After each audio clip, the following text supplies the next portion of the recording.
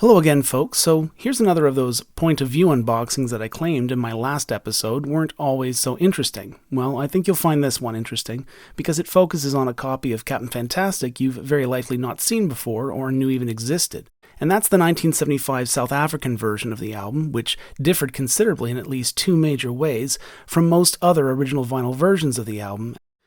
But before I speak any further about that, I just want to assure you that I've been working hard on no fewer than 3 major episodes to air before the end of the year.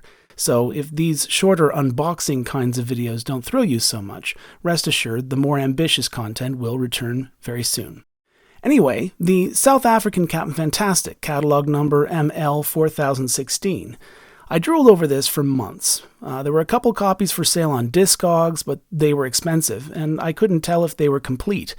This copy came from an eBay seller in California, and despite how expensive it is these days to ship from the US to Canada, in the end I got this copy because of its great condition and the fact that it contains its red lyric insert, which is often missing from copies of this version you see on the collector's market.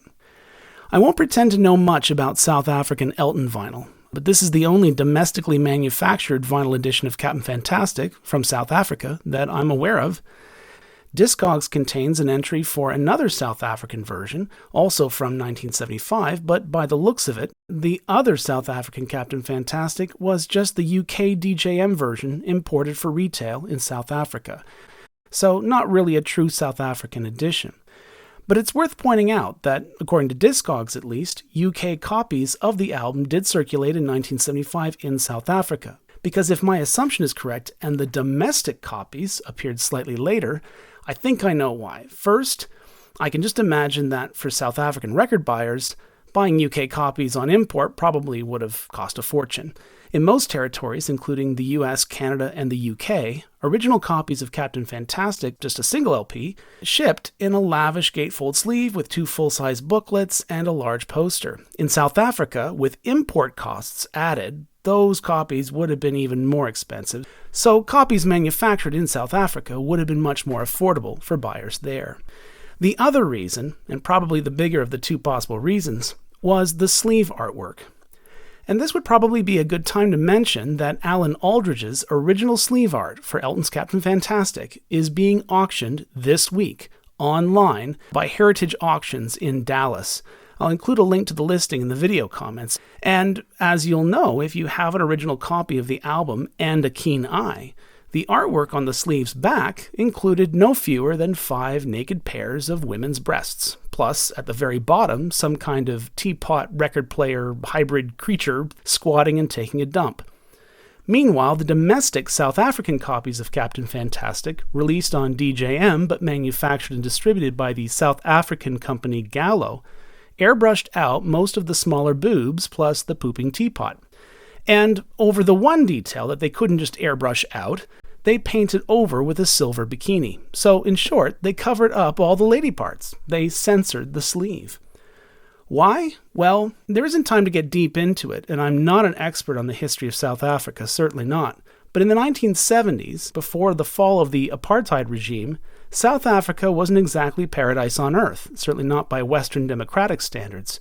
Government censorship of literature, film, and other media was rampant, and that was mostly political censorship, so the blocking of certain opinions and views.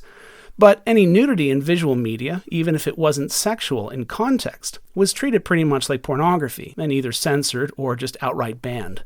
Censorship there was so extreme, in fact, that government control boards would inspect imported movies frame by frame. So these laws were strict and dictated what could enter the country through customs and also what could be made and distributed domestically.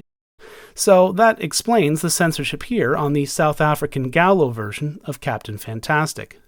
But it also begs the question, if any items entering South Africa that displayed nudity, especially full frontal nudity, was either censored or banned, how did those UK copies enter the South African market? Well, I have no idea, other than perhaps a shipment of imported copies somehow got overlooked. As exacting as the system was, I doubt it was perfect, and I also doubt that Elton John was on any government control board's list of high alert potential offenders. Again, I don't know. This is all speculation from me. Anyway, I mentioned earlier something about a lyric insert. The Gallo copies of the album didn't have any booklets or posters. They had only a two-sided lyric insert, printed a scarlet red with kind of like a white or cream typeface. I prefer the booklets, of course, but I also think this lyric sheet looks pretty sharp. And anyway, if you're going to seek one of these for your Elton vinyl collection, make sure that it contains the lyric insert.